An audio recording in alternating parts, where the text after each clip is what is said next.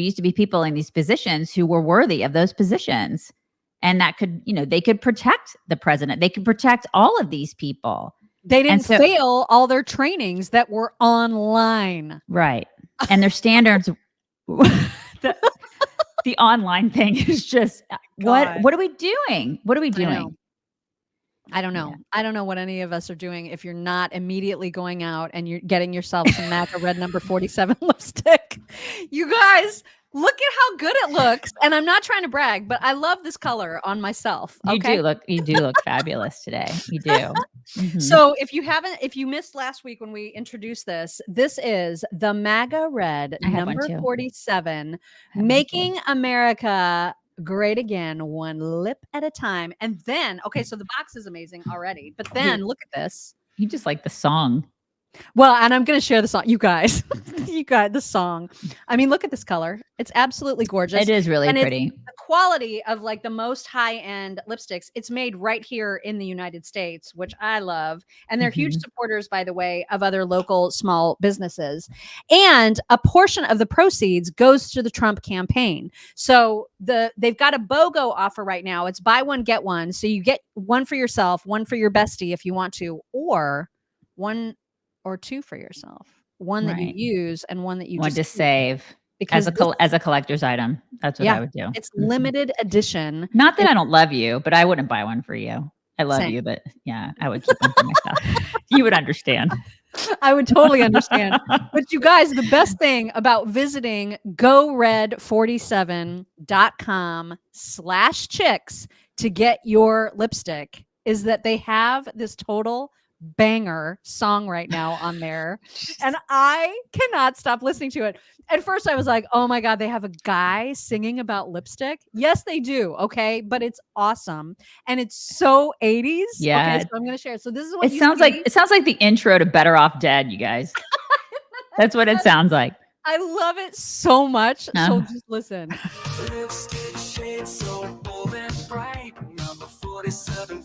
Seriously, doesn't it? Like Demi Moore and John Cusack are coming out. It's like they're gonna go skiing.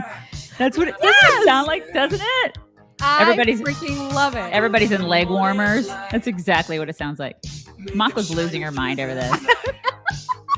I mean, it's not the greatest. Wait, here's the chorus, you guys. It's coming. My God. Here's the chorus.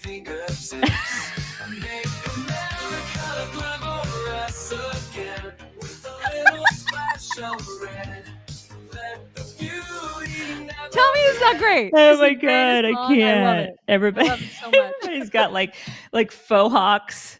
It's so 80s, you guys. So 80s. You can't. So again, wait, Demi Moore wasn't a Better Off Dead? That's right. What was the other one that Demi Moore was in with John Cusack? What was that movie? It wasn't Better Off Dead. What was the one that she was in with him? Remember, they were in a movie together back in the 80s. You guys tell me what it was. It wasn't Better Off Dead. What was the movie they were in together?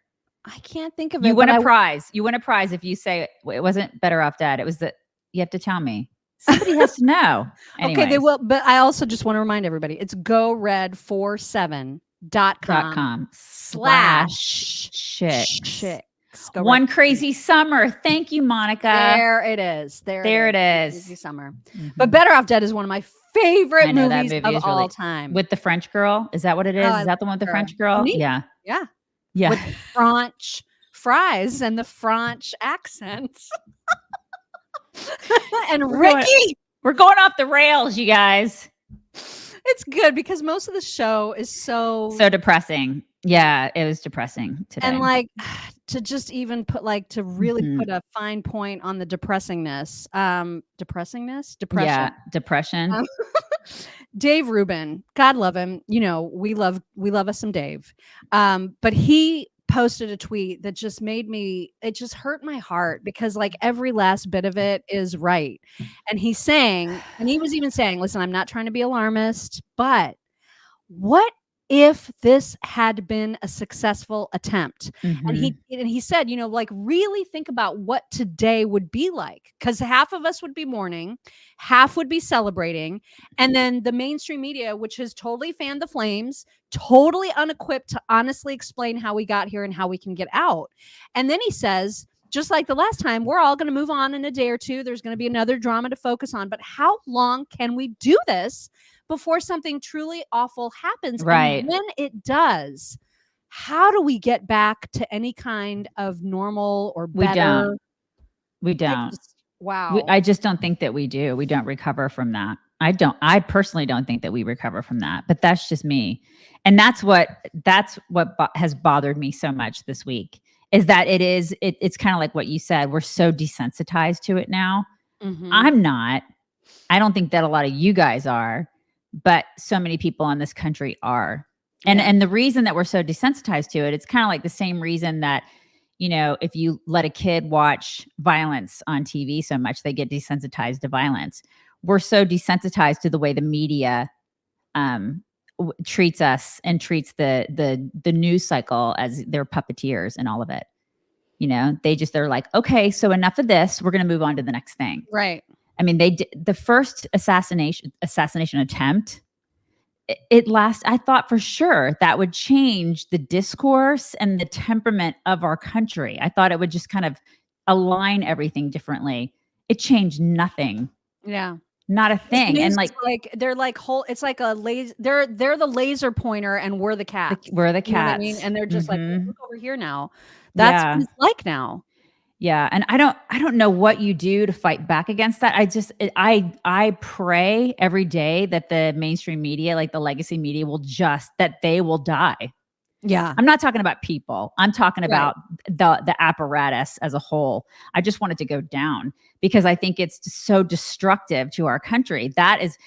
Listen, the politicians suck. And we've got to we've got to get out there and vote, and we've got to change that through our voices and our votes and all that kind of stuff. We have to do that. And we know what we have to do when it comes to that.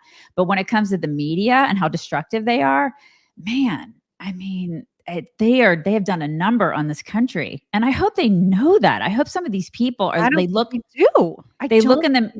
I mean, they're just some of these journalists. I just hope they look in the mirror. Some of them are starting to look around and go, and they're saying, I'm part and parcel to this. I've done some of this.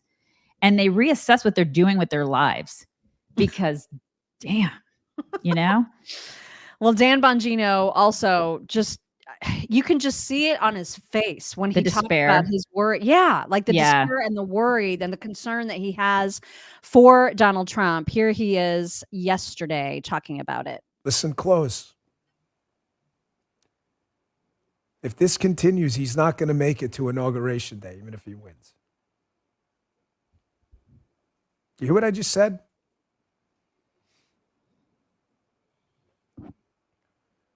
There's something that has to happen today. Congressman Chip Roy, Congressman Crane, Congressman Biggs, Congressman Mills. These are the guys who seem to really, really care about what happened. We did that hearing up there. Forgive me if I'm leaving anyone out. I'm asking you guys, because you seem to be the ones intensely concerned with keeping the president and potentially next president alive. There's something you need to get started on right now. Right now, meaning 10 minutes ago.